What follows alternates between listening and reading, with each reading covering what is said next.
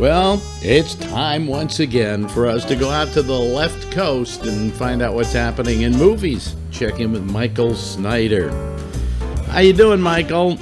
I'm okay, Alex. Cali getting battered by El Nino and hurricanes in Mexico, and I'm fine. I'm dry as a bone, buddy. Mm-hmm. So, it's heading toward the holidays. And that means more blockbusters, more Academy Award style movies. And yet, this week, kind of a bit of a little dead zone in movie land, but we're going to roll anyway. Let's start with The Last Witch Hunter. It's an action fantasy starring Vin Diesel, that lumpen thug, and Elijah Wood. You love him as a Hobbit. Rose Leslie, so good as Ygritte in Game of Thrones. You know nothing, Jon Snow, Ygritte.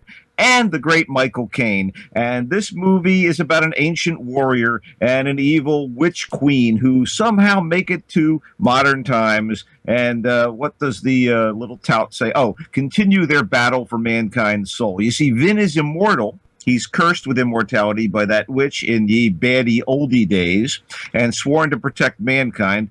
And as well, there is a civilized, self-governing council of witches who meet in a cave below New York City. Have you encountered this thing while in the subway by any chance? Not at all. Okay. So Michael Caine and Elijah Wood are priest types, like the Watchers in Buffy the Vampire Slayer, who are meant to provide support and guidance for this last immortal witch hunter.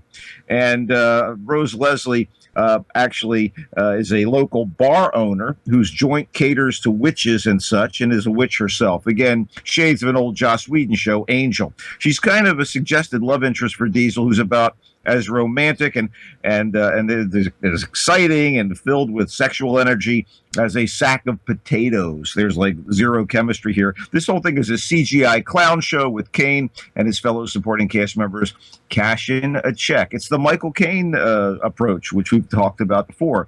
One big budget piece of crap enables you to make a few really good movies. Anyway, I have to say, when the witches go bad in this movie, they're banished to, wait for it, witch prison. That's what they called it. They called it witch prison. And it sounds like something in an Abbott and Costello routine, but the actual laugher here is this movie, The Last Witch Hunter. Vin Diesel, great as sort of a lumpen thug in movies like Pitch Black and the Furious films. Here he's supposed to show a little more depth and acting skill, and it falters. It's not very good. I say nay to The Last Witch Hunter. Okay, I wanted to be excited about this next film, Rock the Casbah.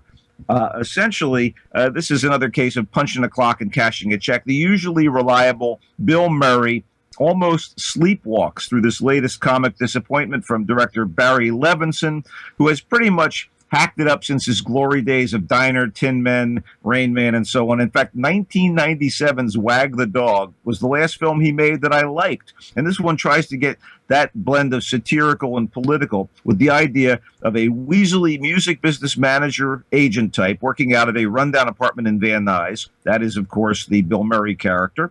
And he's so desperate for cash that he convinces his assistant, who is a wannabe singer-songwriter played by Zooey Deschanel, to come with him to Afghanistan and entertain the troops on a short USO tour just as a cash grab.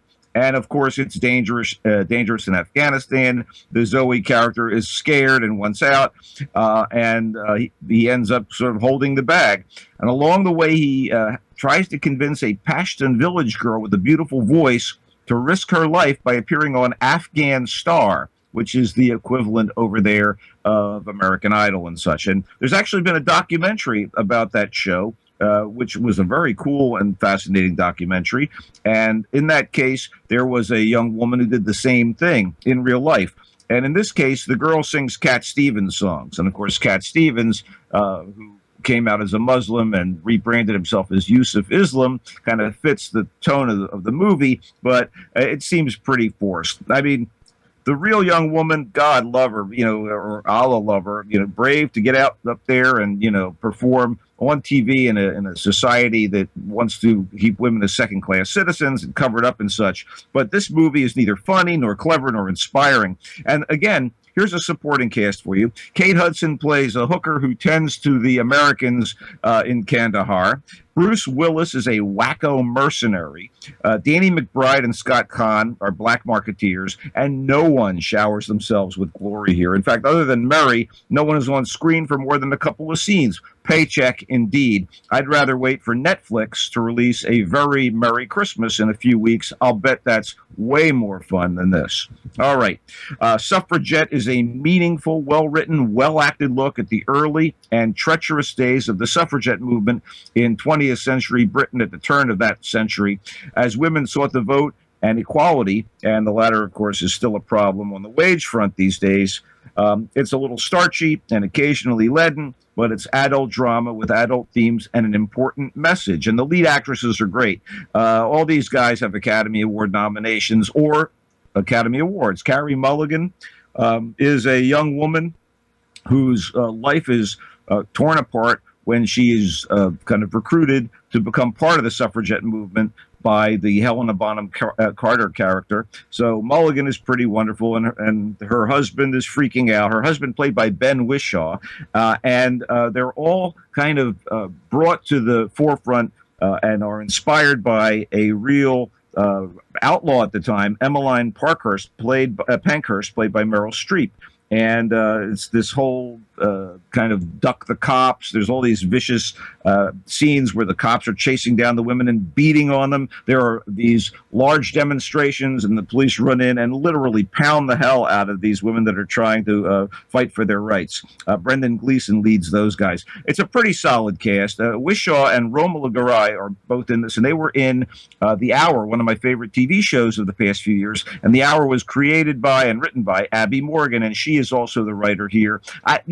It's kind of earnest, and Meryl Streep is sort of wasted the grand dame in a small role, an important role. I mean, they couldn't get a British actress for this one. And in fact, Morgan wrote the script of The Iron Lady as well, that Meryl starred in as Maggie Thatcher. So I figure, everybody's like going with who they know.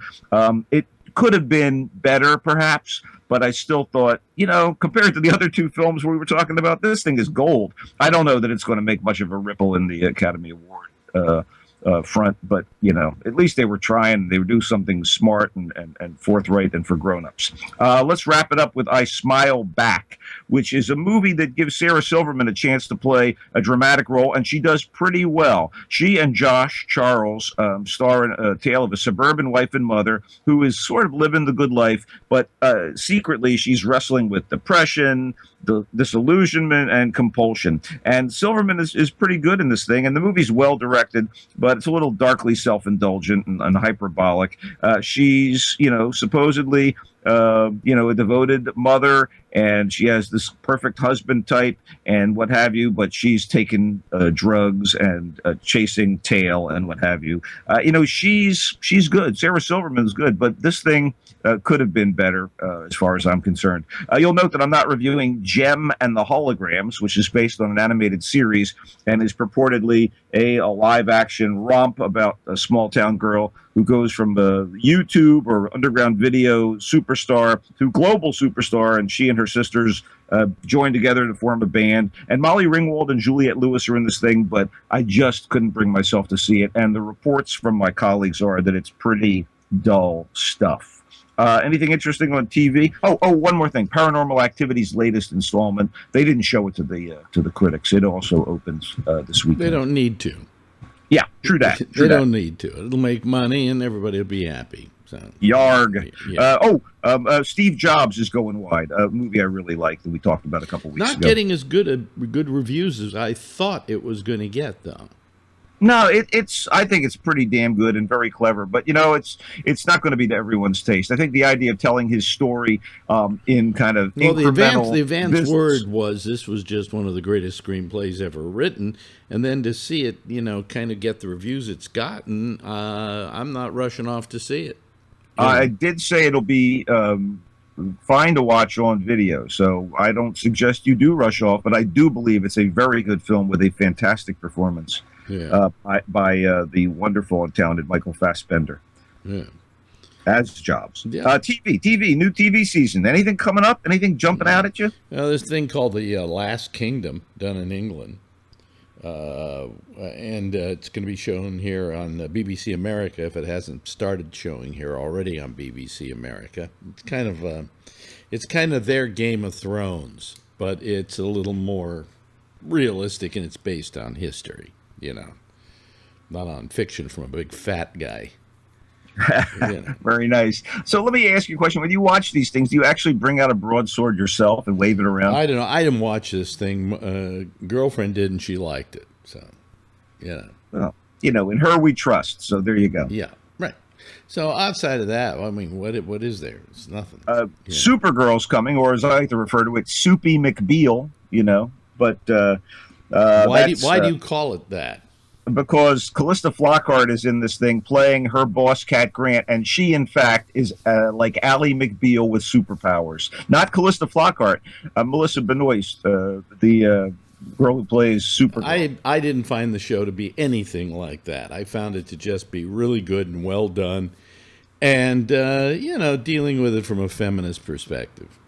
Oh, that's nice of you. I just felt that the Kara character is so much to me like a wide-eyed, naive Ally McBeal character that it was surprising that they had Callista Flockhart. Or maybe it made sense to bring her in there as the grande dame of that particular project. But, it didn't bother you that they did a little non-traditional casting on Jimmy Olsen? No, not at all.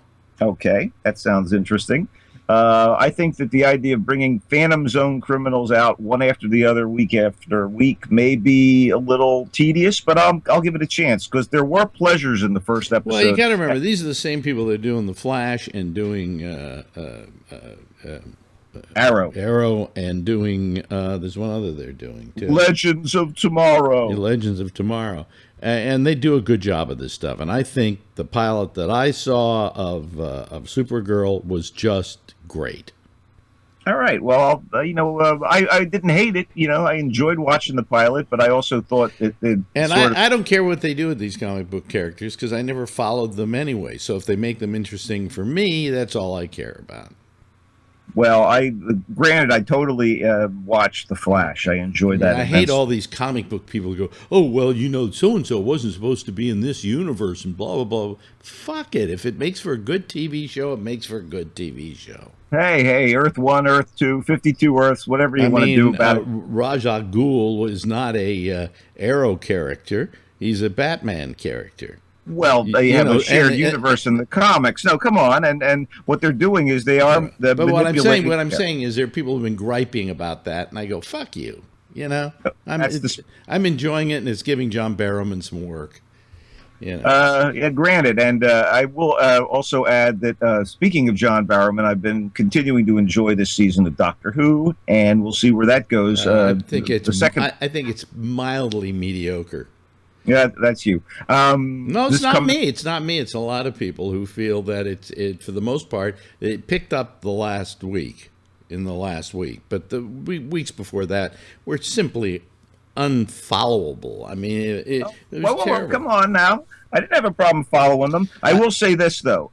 Those people who do like things like Game of Thrones will enjoy the fact that Maisie Williams, Arya Stark, is in the current two-parter. So, I don't know. Anyway, enough of that. Let's get back to our theme song and wrap this whole thing up. Tell them where they can find you.